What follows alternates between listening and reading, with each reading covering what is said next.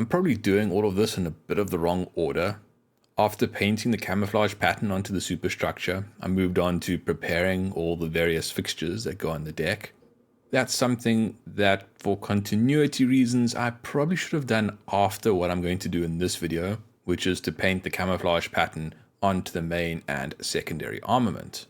The reason why I have decided to paint the armament before painting the deck fixtures and installing them is because the main and secondary armament are large enough pieces such that the camouflage pattern extends onto them, and how it extends onto them is important. It may be that when I paint the camouflage pattern onto the armament, I have to make changes to the camouflage pattern elsewhere on the superstructure, and if I were to have the various deck fixtures in the way, they will just be a whole lot of other things that might need to be corrected or be in the way of corrections that need to be made. That is the only reason why I'm painting the main armament now before I paint and install the deck fixtures. In keeping with the way that I've painted all other components for the ship, I'm going to start with spraying them with Tamiya XF64 red-brown. This is the undercoat that I was using to help with creating rust effects later on. At this point, I'm still not sure if I'm actually going to use the effect of sanding through upper layers of paint to expose this layer below it, but just in case I want to do that, I'm putting on this paint now so that it is there if I need it in the future. It also has a kind of secondary purpose.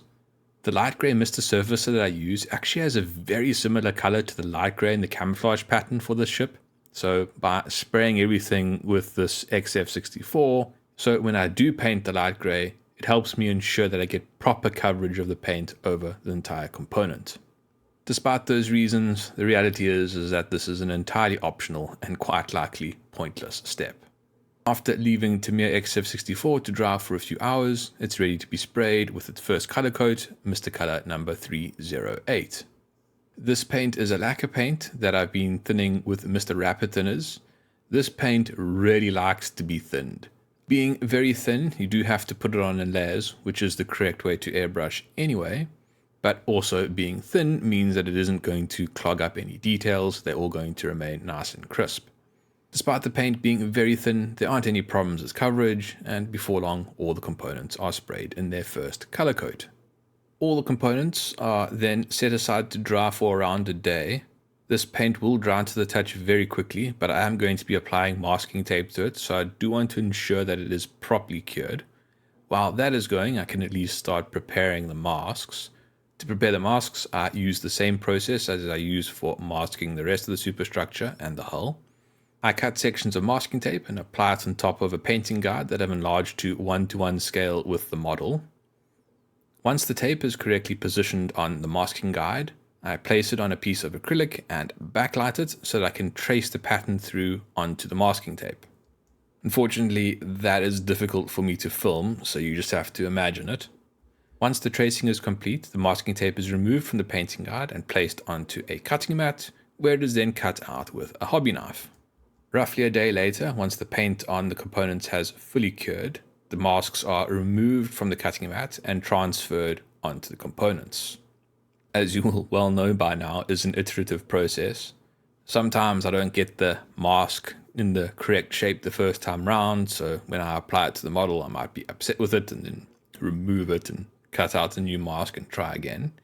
Also, there are various details on the side of these components, which means I do have to cut holes in the masking tape, which damages some of the edges. But for this first round, I'm just trying to get the mask into a reasonable position so that I can see how it aligns with the overall pattern of the camouflage on the ship. After the first rough positioning of the masks, any unacceptable masks are recut and applied, and further adjustments are made to fill up gaps that have been opened up when I opened up holes for details. Even after all the corrections and filling of gaps and replacing some of the masks, I don't expect these masks to be perfect. I expect to have to do corrections after I've done the first spray.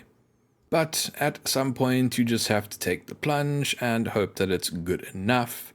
So once I have the masks in what I think is a reasonable state, I spray the components with Mr. Color number 14, navy blue.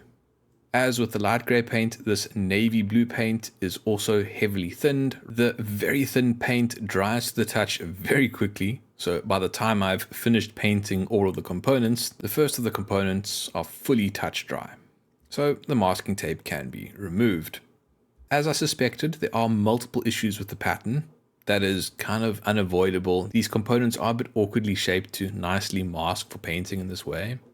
There's a bit of overspray and underspray in certain areas, and for some of the patterns, the pattern is just wrong and I don't like how it looks. So I'm going to have to do fairly substantial corrections to some of these, and then on others just light touch-ups. But before I do the corrections, I want to place these components on the model just to check how they interact with the pattern on the ship itself. For the most part, the pattern aligns quite well. There are just a few areas that I noticed where it didn't line up correctly with the pattern on the barbette. And in addition to that, there's one rather substantial area where the pattern on the side of the hull is a little bit off. So that will need to be corrected. In all, these corrections are minor throughout. So it's back to masking, this time to try and improve the camouflage pattern. For the most part, the corrections involve adjusting the X14, the navy blue areas, just making the edges a little bit smoother and closing down the light gray areas. But in one location, there is a fairly substantial amount of light gray that needs to be adjusted, where I mask off the navy blue so I can spray more light gray. With all the corrections made to the turrets, the last correction that needs to be made is to the hull, just to get the pattern to align correctly with the turret. This part of the camouflage pattern is a little bit off, because when I painted it, I hadn't yet built the main armament, which meant I didn't have any landmarks to help me position it on the hull. It's just the curved barbette where I kind of had to guess it's around about here on the barbette, and I got it a little bit off. So I just need to shift it slightly and make this detail on the hull a little bit bigger, and move the line a little bit further aft on the barbette itself. None of this is particularly difficult. I'm just glad that I'm doing this kind of correction now without having to navigate various little deck fixtures that could be in the way of this masking tape that I've applied to the deck.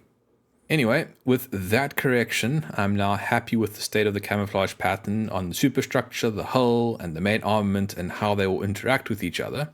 So I can now move back to working on the deck fixtures. In the next video, I will paint them and then install them on the deck. If you don't want to wait for the scheduled release of videos and want to watch them when they are uploaded, consider becoming a channel member by clicking the join button below. If you would like to support the channel, like and subscribe, and as always, questions are welcome in the comments. Thank you for watching.